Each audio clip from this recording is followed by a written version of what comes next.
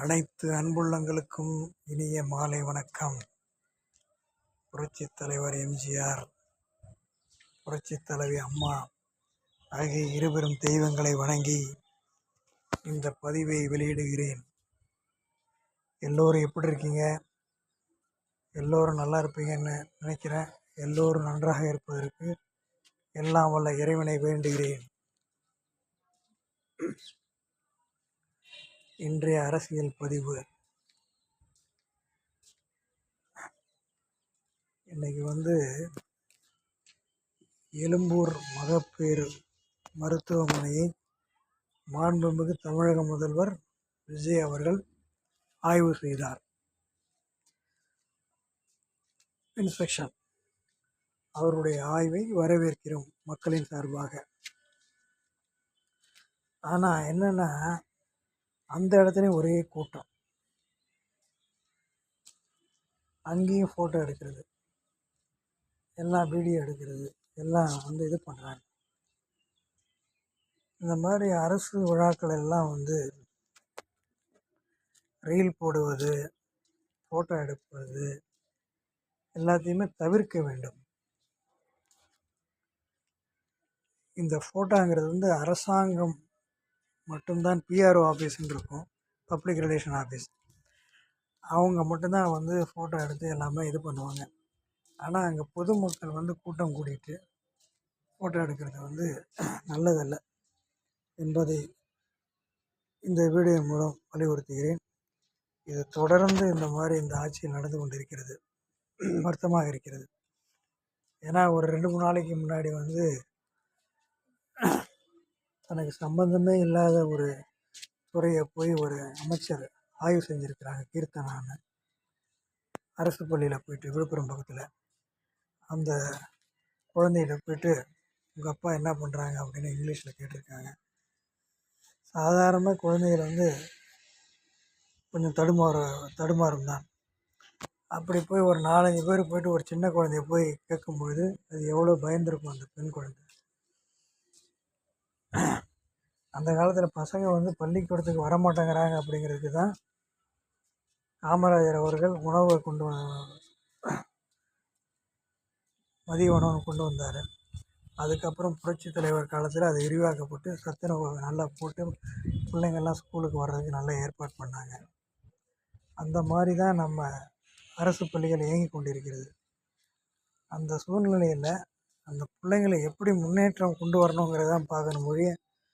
அதுலேயும் இன்னொரு கருத்து, இங்கே இருக்கிற பிள்ளைக்கு தெரியும், லாஸ்ட் பெஞ்சுக்கு எப்படி தெரியும்னு ஒரு கேள்வி வேறு. அதாவது ஆங்கிலம் என்பது அந்நிய மொழி. அதை தமிழ் ஸ்கூலில் எப்படி கொண்டு வரணும் அப்படிங்கிறத பார்க்கணும் மொழியை. அதை விட்டுட்டு குழந்தைகளை இந்த மாதிரி 4 பேருக்கு மத்தியில் இது பண்ணும்போது அதோடைய மனது எவ்வளோ கஷ்டப்பட்டுருக்கு. இதுக்கு அந்த அமைச்சர் ஒரு வருத்தம் கூட தெரிவிக்கவே இல்லை. ஆனால் அவர் செஞ்சதை நியாயப்படுத்தி காமிக்கிறார். அதுலேயே நிறையா மக்கள் வீடியோ போட்டிருக்காங்க. சென்டென்ஸ்லாம் எப்படி யூஸ் பண்ணணும், ஹாவ் யூஸ் பண்ணணுமா, ஹாவ் பீன் யூஸ் பண்ணணுமா, ஹேட் யூஸ் பண்ணணுமா அப்படின்னு அமைச்சருக்கு பதிவு போட்டிருக்காங்க. எல்லாருமே பரவாயில்ல, எல்லோரும் விழிப்புணர்வோடு இருக்கிறாங்க. அதனால் இந்த மாதிரி தவறுகள் நடக்காமல் பார்த்துங்க. ஏன்னா முன்னாடி ஒருத்தர் விஜய் ஃபோட்டோ எடுத்துகிட்டு போயிட்டு இவர் யார் அப்படின்னு கேள்வி கேட்டு ஒரு ஸ்கூலில் ரீல் போட்டு அது ஒரு பெரிய சர்ச்சையாச்சு. இந்த மாதிரி தொடர்ந்து இவர்கள் சர்ச்சைக்கு உள்ளாகி கொண்டே இருக்கிறார்கள். இதை இவர்கள் திருத்திக் கொள்ள வேண்டும். அடுத்ததாக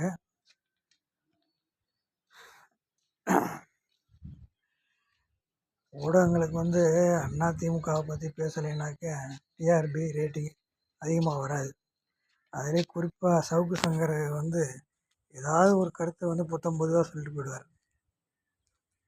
அவர் என்னமோ அதிமுகவை இருந்து பார்க்குற மாதிரியும், அன்றைக்கி எடப்பாடியை மாதிரி ஒரு ஆள் இருக்காது, அவரை மாதிரி ஒரு ஆளுமை மிக்கவர் கிடையாதுன்னு பேசினார்.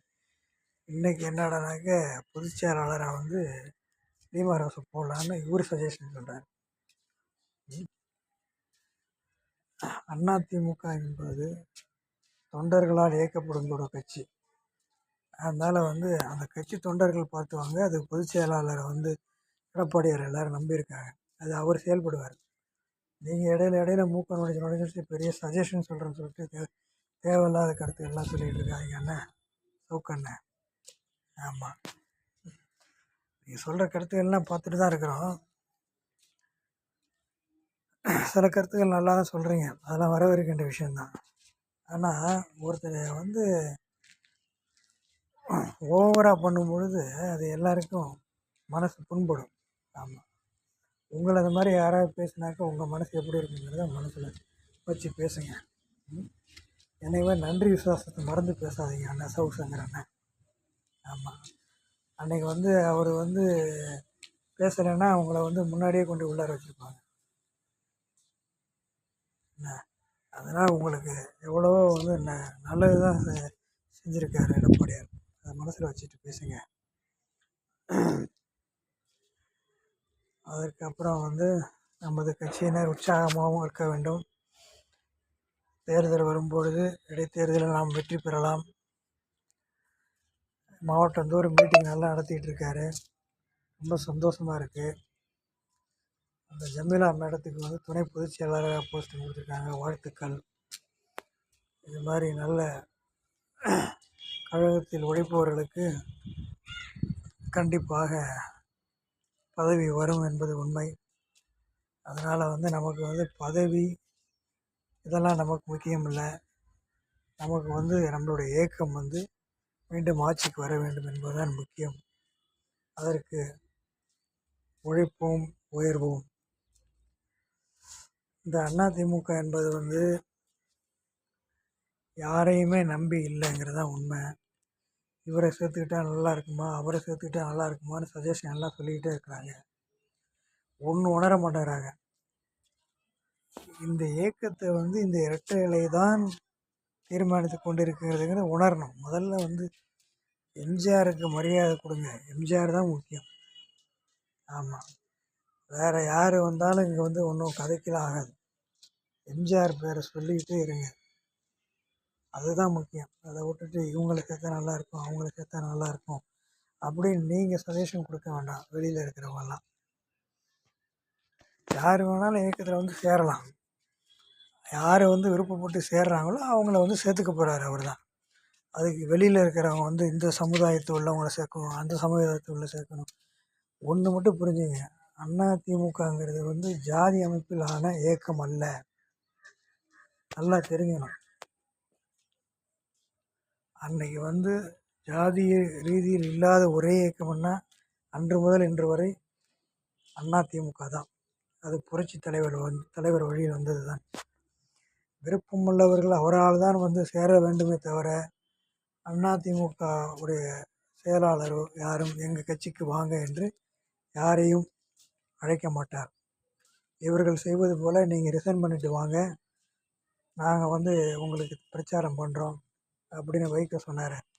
அது மாதிரிலாம் எங்களுடைய தலைவர் சொல்ல மாட்டார். விருப்பம் உள்ளவங்க யார் வேணாலும் இயக்கத்துக்கு சேரலாம். அதிமுகவில் அதிமுக என்பது ஒரு ஆலமரம், அதை மனதில் வைத்துக் கொள்ளுங்கள். மற்றபடி வேறு ஒன்றும் கருத்துக்கள் இல்லை. இடைத்தேர்தலில் நாம் வெற்றி பெறுவோம். தன்னம்பிக்கையுடனும் தைரியத்துடனும் இருங்கள், வெற்றி நிச்சயம். இன்னும் மேகதாதை பற்றி எதுவுமே பேசவே இல்லை. ஜூன் 12ஆம் வர வேண்டிய தண்ணி இன்னும் வரலை. ஜூலை வந்துருச்சு, ஆடி மாதம் வரப்போகுது. ஆடிப்பெருக்குக்கு விவசாயிகள் ரெடியாக இருக்காங்க. அதுக்கெல்லாம் என்ன பண்ண போகிறோம்னு தெரியாமல் எல்லாம் ரீல்ஸ் எடுத்துக்கிட்டு ஃபோட்டோ எடுத்துக்கிட்டு இது மாதிரி ஓட்டிகிட்ருக்காங்க. ரொம்ப கேவலமான அரசியல் போயிட்டுருக்கு. பார்ப்போம், எல்லாத்துக்கும் ஒரு நல்ல தீர்வு ஏற்படும் என்று கூறுகிறேன். மற்றபடி இன்றைய புரட்சி தலைவரின் பாடல் என்னவென்றால்,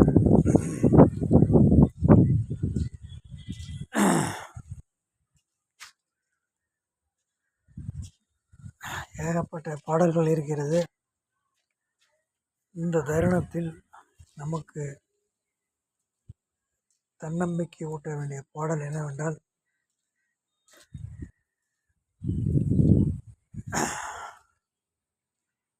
எந்த பாடலை சொல்வது என்று தெரியவில்லை. ஆனால் ஏகப்பட்ட பாடல்கள் இருக்கிறதுனால எல்லாமே அவர்களுடைய கருத்து. அது மாதிரி இந்த குழந்தைங்களை போய் அந்த கீர்த்தனை அமைச்சர் அப்படி சொன்னதுனால தைரியத்தை வளர்க்கக்கூடிய பாடலை தான் சொல்ல வேண்டும். சின்ன பயலே செய்தி கேளடா, நான் சொல்ல போகும் வார்த்தையை நீ எண்ணி பாரடா, நீ எண்ணி பாரடா. ஆளும் வளரணும், அறிவும் வளரணும், அதுதாண்டா வளர்ச்சி. உன்னை ஆசையோடு ஈன்ற ஒழுக்கு, அதுவே நீ தரும் மகிழ்ச்சி. நாளும் ஒவ்வொரு வேளையும் உன் நரம்போடு தான் பின்னி வளரணும் தன்மான வளர்ச்சி அப்படின்னு சொல்லிட்டு வேப்பமர உச்சியில் நின்று பேய் ஒன்று ஆடுதின்னு விளையாட போகும்போது சொல்லி வைப்பாங்க, உந்தன் வீரத்தை கொழுந்திலேயே கிள்ளி வைப்பாங்க. வேலையற்ற வீணர்களின் மூளையற்ற வார்த்தையினை வேடிக்கையாக கூட எண்ணி விடாதே. வீணா வீட்டுக்குள்ளே பயந்து கிடந்து வெம்பி விடாதே, வெம்பி விடாதே. இந்த பாட்டு எதற்காக பாடுகிறேன்னா, அந்த பொண்ணை ஒரு மாதிரியா அந்த அமைச்சர் கீர்த்தனை இன்சல்ட் பண்ணதுக்காக அந்த பொண்ணுக்கு தைரியமாக இருக்க வேணுங்கிறதுக்காகவும், எல்லா பிள்ளைங்களும் தைரியமாக இருங்க, ஒன்றும் பிரச்சனை இல்லை, எல்லாருக்கும் எல்லாம் தெரியாது, எல்லாமே தெரிஞ்சிக்க வேண்டியது தான். அதனால் என்றைக்குமே கூச்சப்படக்கூடாது, தைரியமாக இருக்கணும். எல்லாராலையும் முடியும், குழந்தைகளால் எல்லாம் முடியும். அதுவும் அரசு பள்ளிகளாக படிக்கிற குழந்தைகள் கண்டிப்பாக எல்லாம் கஷ்டத்துலேருந்து படிக்கிற பிள்ளைங்க தான். அவங்க கண்டிப்பாக எல்லாருமே நல்லபடியாக முன்னேற்றத்துக்கு வருவாங்க என்று வாழ்த்து கூறி, இந்த மீண்டும் ஒரு வீடியோவில் சந்திக்கும் வரை உங்களிடம் விடைபெறுவது உங்கள் அன்பு சகோதரன் மாரியப்பன்.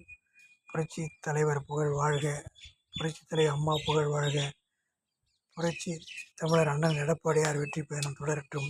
நன்றி, வணக்கம்.